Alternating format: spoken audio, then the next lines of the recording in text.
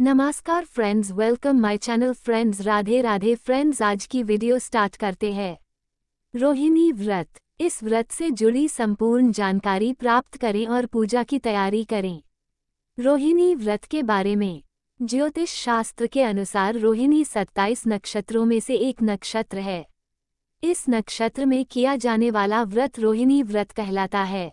जैन धर्म के अनुयायी, विशेषकर महिलाएं, रोहिणी व्रत का पालन करती हैं। रोहिणी व्रत की संपूर्ण जानकारी। ज्योतिष शास्त्र के अनुसार रोहिणी 27 नक्षत्रों में से एक नक्षत्र है। इस नक्षत्र में किया जाने वाला व्रत रोहिणी व्रत कहलाता है। जैन धर्म के अनुयायी, विशेषकर महिलाएं, रोहिणी व्रत का पालन करती हैं। हर माह रोहिणी नक्षत्र की निश्चित अवधि होती है। इस हिसाब से प्रत्येक वर्ष में 12 रोहिणी व्रत होते हैं। जैन समुदाय द्वारा इसे एक त्योहार के रूप में मनाया जाता है। इस माह में रोहिणी व्रत 6 मार्च 2025 बृहस्पतिवार के दिन किया जाएगा, जब उदयातिथि अर्थात सूर्योदय के बाद रोहिणी नक्षत्र प्रबल होता है। उस दिन रोहिणी व्रत किया जाता है। इस दिन जैन समुदाय के लोग भगवान वासुपूज्य की पूजा करते हैं। सामान्यतः इस व्रत को 3, 5 या 7 वर्षों तक करने के बाद ही उद्यापन किया जा सकता है, लेकिन रोहिणी व्रत की उचित अवधि 5 वर्ष 5 महीने है। मार्च में रोहिणी व्रत। गुरुवार 6 मार्च 2025 शुरू 6 मार्च 2025 को 1:08 बजे। समाप्त 7 मार्च 2025 को 12:05 बजे।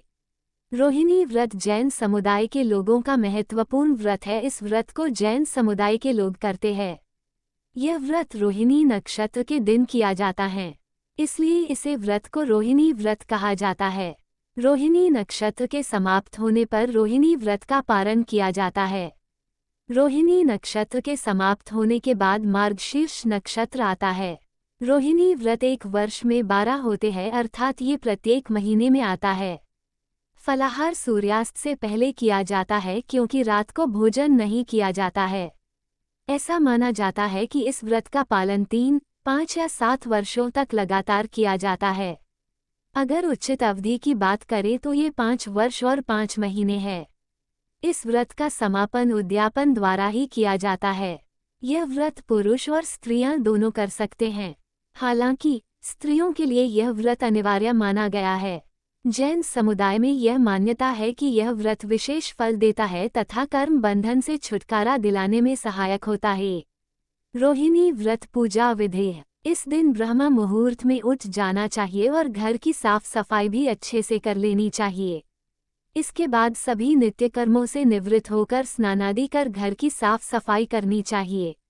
गंगाजल युक्त पानी से स्नान ध्यान करें और फिर व्रत का संकल्प लें।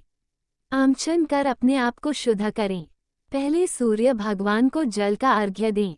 इस व्रत के दौरान जैन धर्म में रात का भोजन करने की मनाही होती है। फलाहार सूर्यास्त से पूर्व कर लेना चाहिए।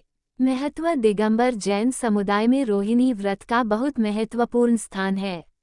27 नक्षत्रों में शामिल रोहिणी नक्षत्र के दिन ये व्रत होता है, इसी वजह से इसे रोहिणी व्रत कहा जाता है। महिलाओं के लिए यह व्रत अनिवार्य माना गया है। हालांकि इस व्रत को कोई भी कर सकता है।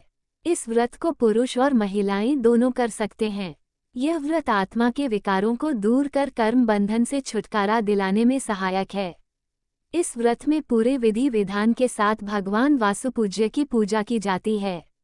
इस दिन जैन धर्म के अनुयायी वासुपूज्य स्वामी की पूजा और उपासना करके व्रत रखते हैं।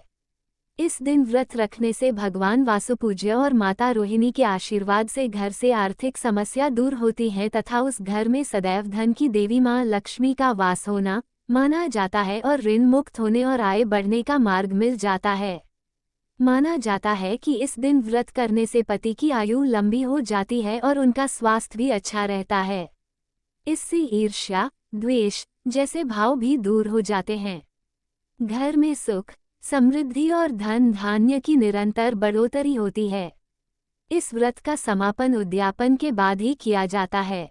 रोहिणी व्रत कथा। प्राचीन कथा के अनुसार चंपापुरी राज्य में राजा माधवा और रानी लक्ष्मीपति का राज्य था। उनके 7 बेटे और एक बेटी थी। एक बार राजा ने बेटी रोहिणी के बारे में ज्योतिषी से जानकारी ली तो उसने बताया कि रोहिणी का विवाह हस्तिनापुर के राजकुमार अशोक के साथ होगा। इस पर इसके बाद राजा ने स्वयंवर का आयोजन किया। इसमें रोहिणी अशोक का विवाह करा दिया गया। बाद में रोहिणी अशोक राजा रानी बने। एक समय हस्तिनापुर के वन में श्री चारण मुनिराज आए। उनके दर्शन के लिए राजा पहुंचे और धर्मोपदेश ग्रहण किया। बाद में पूछा कि उनकी रानी शांतचित्त क्यों है। तब उन्होंने बताया कि इसी नगर में एक समय में वस्तुपाल नाम का राजा था, जिसका धनमित्र नाम का मित्र था, जिसकी दुर्गंधा नाम की कन्या पैदा हुई। लेकिन धनमित्र परेशान रहता था कि उसकी बेटी से विवाह कौन करेगा। लेकिन बाद में उसने धन का लालच देकर वस्तुपाल के बेटे श्रीशेन से दुर्गंधा का विवाह कर दिया। इधर दुर्गंधा की दुर्गंध से परेशान होकर श्रीशेन 1 माह में ही कहीं चला गया। इसी समय अमृतसेन मुनिराज वहां आए। धनमित्र और दुर्गंधा उनके दर्शन के लिए पहुंचे। यहाँ धनमित्र ने दुर्गंधा के भविष्य के विषय में पूछा तो उन्होंने बताया कि गिरनार पर्वत के पास एक नगर में भूपाल नाम के राजा का राज्य था। राजा की सिंधुमती नाम की रानी थी। एक दिन राजा रानी वन जा रहे थे, तभी मुनिराज को देखा तो रानी को घर लौटकर आहार की व्यवस्था करने को कहा। रानी घर तो लौट आई, लेकिन गुस्से में मुनिराज के लिए कड़वी तुबी का आहार तैयार कराया। इससे मुनिराज को बहुत कष्ट और उनकी मृत्यु हो गई। राजा को इसका पता चला तो उन्होंने रानी को महल से निकाल दिया। पाप के कारण रानी को कोढ़ भी हो गया और आखिर में उसकी मृत्यु हो गई और नरक में गई। यहाँ दुख भोगने के बाद पहले वह पशु योनि में उत्पन्न हुई और बाद में तुम्हारे घर दुर्गंधा नाम की कन्या के रूप में पैदा हुई। इस पर धनमित्र ने ऐसे व्रत के बारे में पूछा जिससे उसका पाप कटे, जिस पर मुनि अमृतसेन ने उन्हें रोहिणी व्रत का महत्व और विधि बताई। दुर्गंधा ने ऐसा ही किया और संन्यास व मृत्यु के बाद स्वर्ग गई, वहां से तुम्हारी रानी बनी। इसके बाद राजा अशोक ने अपनी कहानी के बारे में पूछा तो मुनिराज ने बताया कि भील के जन्म में तुमने भी मुनिराज को कष्ट दिए थे। इससे मृत्यु के बाद नरक होते हुए और कई योनियों में भ्रमण करते हुए व्यापारी के घर पैदा हुए। इसके बाद मुनिराज के बताने पर रोहिणी व्रत किया और अगले जन्म में राजा बने। इस तरह राजा रानी रोहिणी व्रत के प्रभाव से मोक्ष को प्राप्त किए। वासुपूज्य स्वामी जी की आरती। ओम जय वासुपूज्य स्वामी, प्रभु जय वासुपूज्य स्वामी। पंचकल्याणकाधिपति स्वामी, तुम अंतर्यामी। चंपापुर नगरी भी स्वामी, धन्य हुई तुमसे। जयरामा वसुपूज्य तुम्हारे स्वामी, मात पिता हर्षे। बाल ब्रह्मचारी बन स्वामी, महाव्रत को धारा। प्रथम बाल्यति जगने स्वामी, तुमको स्वीकारा। गर्भ जन्म तप एवं स्वामी, केवल ज्ञान लिया।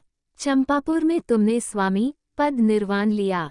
वासवगान से पूजित स्वामी, वासुपूज्य जिन्वा। 12वें तीर्थंकर स्वामी, है तुम नाम अमर। जो कोई तुमको सुमिरे प्रभु जी, सुख संपत्ति पावे। पूजन वंदन करके स्वामी, वंदित हो जावे। ओम जय वासुपूज्य स्वामी, प्रभु जय वासुपूज्य स्वामी। पंचकल्याणकाधिपति स्वामी, तुम अंतर्यामी। फ्रेंड्स, हमारे वीडियो कैसे लगा है जरूर कमेंट करके बोलना। Friends please like comment subscribe और शेयर करना नहीं भूलना। Friends please full video watch करना नहीं भूलना। और friends thank you so much और धन्यवाद। राधे राधे।